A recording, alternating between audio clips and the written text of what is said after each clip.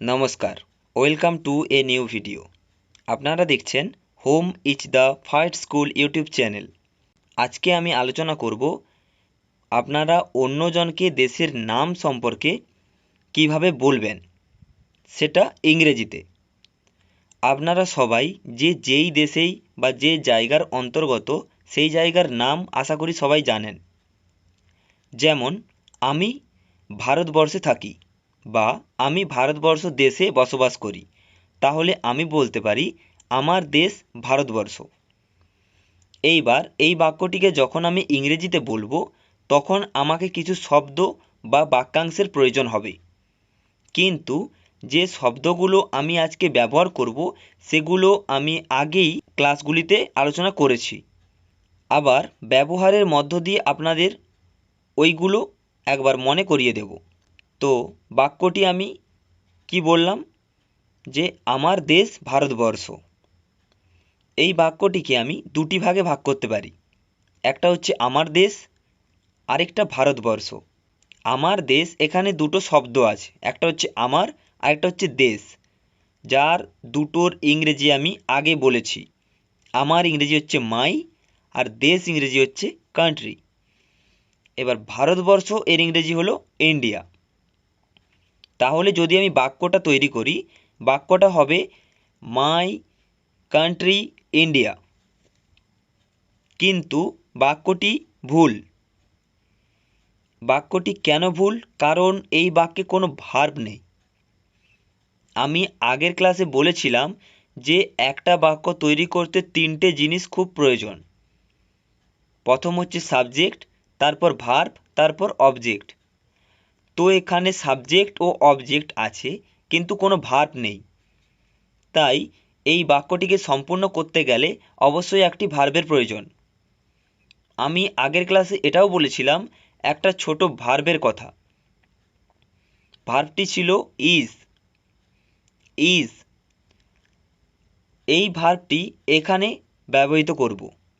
কিভাবে ব্যবহার করব চলুন সেটা বলে দিই।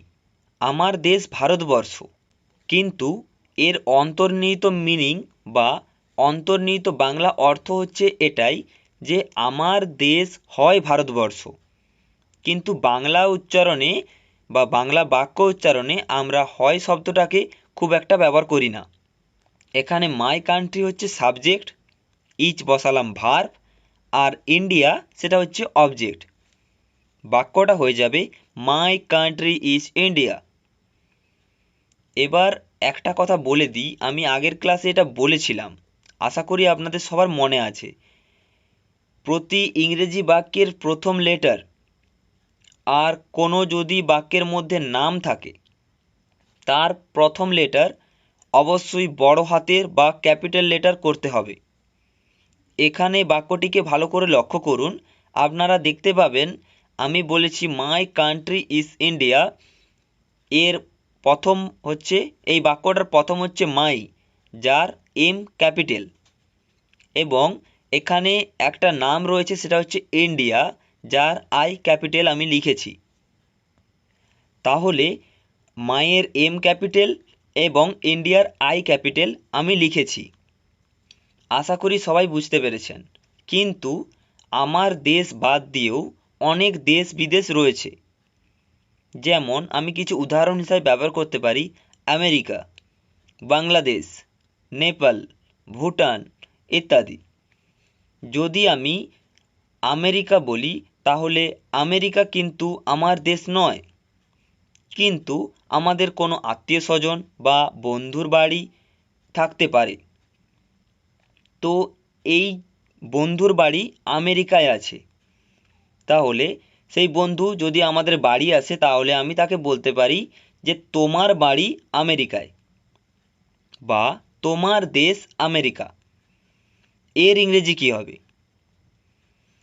তোমার দেশ আমেরিকা এটাকেও আমরা আগে দুটো ভাগে ভাগ করব, একটা হচ্ছে তোমার দেশ আর একটা হচ্ছে আমেরিকা।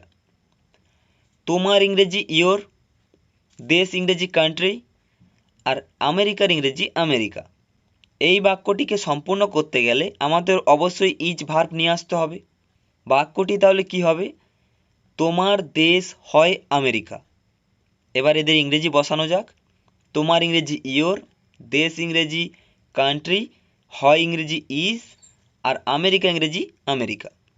ইংরেজিটা হবে এই রকম, ইয়োর কান্ট্রি ইজ আমেরিকা, যেখানে ইয়োর এর ওয়াই ক্যাপিটাল এবং আমেরিকা এর এ ক্যাপিটাল। আমি কিন্তু লিখেছি, আপনাদের অবশ্যই লিখতে হবে, না হলে বাক্যটি ভুল হবে। এবার ধরুন আমাদের মাঝে কোনো তৃতীয় ব্যক্তি রয়েছে, সেটা আপনার বন্ধু হতে পারে বা আপনার আত্মীয় স্বজন, যে কেউ হতে পারে, এবং সে যদি বাংলাদেশ বা নেপালের মধ্যে কোনো একটা জায়গা থেকে বিলং করে, তাহলে আমরা কি বলবো, যে তার দেশ বাংলাদেশ বা নেপাল, তার দেশ বাংলাদেশ বা নেপাল। এর ইংরেজি কি হবে? এখানে একটা জিনিস লক্ষ্য করুন, আমি বলেছিলাম তার, এই তার দেশ যে বললাম, এই তার এর ইংরেজি দুটো, একটা হচ্ছে হিস, একটা হচ্ছে হার, একটা হিস একটা হার। এখানে কোনটা হবে?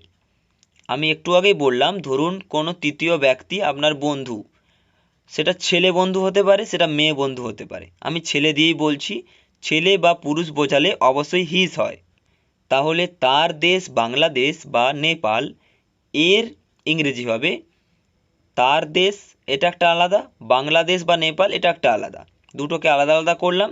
এবার তার ইংরেজি হিস, দেশ ইংরেজি কান্ট্রি। এবার এখানে হয় বসাতে হবে, তার ইংরেজি ইজ বাংলাদেশ অর নেপাল। ইংরেজিটা হবে his country is Bangladesh or Nepal, his country is Bangladesh or Nepal. এবার একটা মেয়েকে দিয়ে উদাহরণ দিই। যদি কোনো মেয়েকে তার দেশের সম্পর্কে কিছু বলা হয়, তাহলে কি হবে? তাহলে ইংরেজিটা হবে হার। এবার ধরুন আমি তাকে বললাম যে সে ভুটানে থাকে, তাহলে তার দেশ ভুটান। এবার তার দেশ এর ইংরেজি কি বসবে? হিজ কান্ট্রি নাকি হার কান্ট্রি? অবশ্যই হার কান্ট্রি, কারণ আমি বললাম যে মেয়ে বোঝালে হার হয়। তাহলে তার দেশ ভুটান, এটাকেও দুটো পার্টে ভাগ করুন, একটা হচ্ছে তার দেশ আর একটা হচ্ছে ভুটান। এবার তার দেশের ইংরেজি হবে হার কান্ট্রি, আর হয় এর ইংরেজি বসাবো ইজ, ভুটান ইংরেজি ভুটান। তাহলে ইংরেজিটা কি হবে? Her country is Bhutan, her country is Bhutan. এতক্ষণ যা যা বললাম একবার মনে করিয়ে দিই। প্রথমে বাক্যটা ছিল আমার দেশ ভারত, যার ইংরেজি my country is India, my country is India. তারপর বললাম তোমার দেশ, এখানে আমি তোমার দেশের নাম কিছু বলছি না, আপনারা নিজেদের দেশের নাম বসিয়ে এটাকে তৈরি করতে পারেন। আমি উদাহরণস্বরূপ একটা বলছি, তোমার দেশ বাংলাদেশ অথবা নেপাল, তোমার দেশ বাংলাদেশ অথবা Nepal. Your country is Bangladesh or Nepal, your country is Bangladesh or Nepal. তার দেশ আমেরিকা, তার দেশ America. His country is America, his country is America. তার দেশ ভুটান, তার দেশ Bhutan. His country is Bhutan, his country is Bhutan.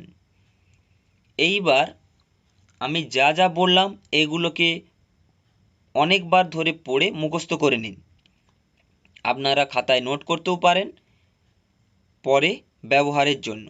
এরপর আমি কিছু প্র্যাকটিস দিচ্ছি, যেগুলোর দ্বারা আপনাদের এই বাক্যগুলো প্রপারলি মুখস্থ হয়ে যাবে। আমার দেশ ড্যাশ, এখানে নিজেদের দেশ বসিয়ে দেবেন। তোমার দেশ ড্যাশ, এখানেও নিজের মর্জি অনুযায়ী একটা দেশ বসিয়ে দেবেন। তার দেশ ড্যাশ, এই তার দেশ এটাকে ছেলেদের দিয়ে বসিয়ে এটাকে রেডি করবেন। আরেকটা আছে তার দেশ ড্যাশ, এই তারটাকে একটা মহিলা বা মেয়েদের দিয়ে রেডি করবেন, এবং অবশ্যই আমাকে কমেন্ট করে জানাবেন। আশা করি সবাই বুঝতে পেরেছেন। পরবর্তী ক্লাসে আবার কিছু নিয়ে আলোচনা করব। ততক্ষণ সবাই সুস্থ থাকুন, ভালো থাকুন।